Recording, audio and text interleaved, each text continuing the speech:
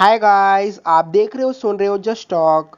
हो बॉय, अभी अपने एक्सबॉक्स आके फाइट बैक कर रहे हैं। सच बोलूं तो पहले से ही PS5 और एक्सबॉक्स के बीच में छोटा सा एक कंसोल वॉर था।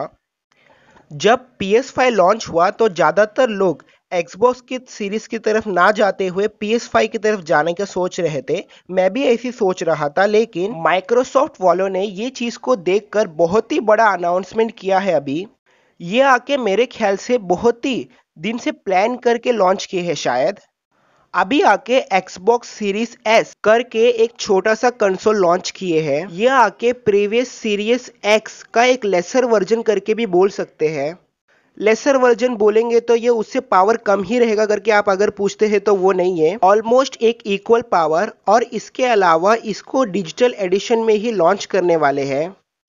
प्लेस्टेशन 5 में भी था एक सीडी एडिशन और एक डिजिटल एडिशन। अभी अपने सीरीज एक्स प्राइस रिवील करने के अलावा बहुत ही कॉम्पैक्ट पावरफुल कंसोल लॉन्च किए हैं अभी।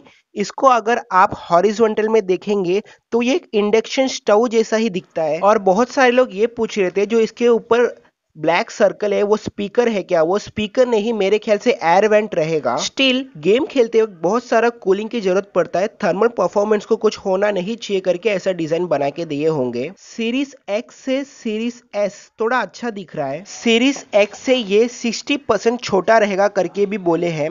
सामने देखेंगे तो मालूम पड़ेगा।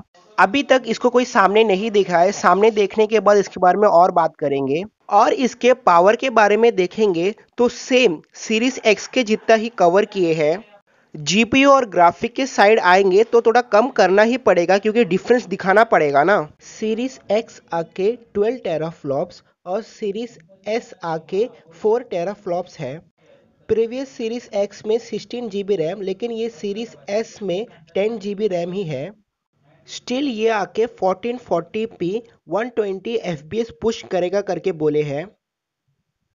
ये दोनों के बीच का डिफरेंस यही रहेगा कि सीरीज एक्स आके 4K और जो सीरीज एस है वो जो नॉर्मली सबके घर में टीवी रहता है 1280p और 1440p को ही पुश करेगा करके बोले हैं। बस ये एक ही बहुत बड़ा डिफरेंस है, बाकी सब चीज़ सेम ही है ऑलमोस्ट। उसके आगे रे ट्रेसिंग भी है, वैल्यूएबल शेडिंग भी है एंड रेफ्रेश रेट भी एग्जैक्टली सेम लेके जाने की कोशिश किए हैं, लेकिन ये आके डिजिटली रहेगा, कोई भी सीडी इसमें नहीं डाल पाएंगे। इसका प्राइस अनाउंस किए थे $299, मतलब इंडिया में लगभग 23,000 पड़ना चाहिए था, लेकिन फ्लिपकार्ट में आप अभी इसको प्री ऑर्डर कर सकते हैं। 34,000 के आसपास आपको पड़ेगा। बहुत ही कम प्राइस में लॉन्च किए हैं। नेक्स्ट जनरेशन गेमिंग को ही इतने कम प्राइस में लॉन्च किए हैं माइक्रोसॉफ्ट वालों ने। उसके अलावा सीरीज एक्स में रिलीज होने वाले सब गेम सीरीज एस में भी उसी दिन रिलीज होगा करके भी कंफर्म किए हैं। सीरीज एस का गेम के प्राइस भी कम हो सकते हैं क्योंकि ये आके 1480p और 120 FPS में ही देने का है ना, क्योंकि उसमें तो 4K में देना पड़ता है, तो मेरे ख्याल से प्राइस भी कम होगा सीरीज एक्स के गेम का। मेरे ख्याल से इसको रखकर गेम पास को प्रमोट कर रहे होंगे। गेम पास बोलेंगे तो ऑलमोस्ट एक क्लाउड गेमिंग बोल सकते हैं।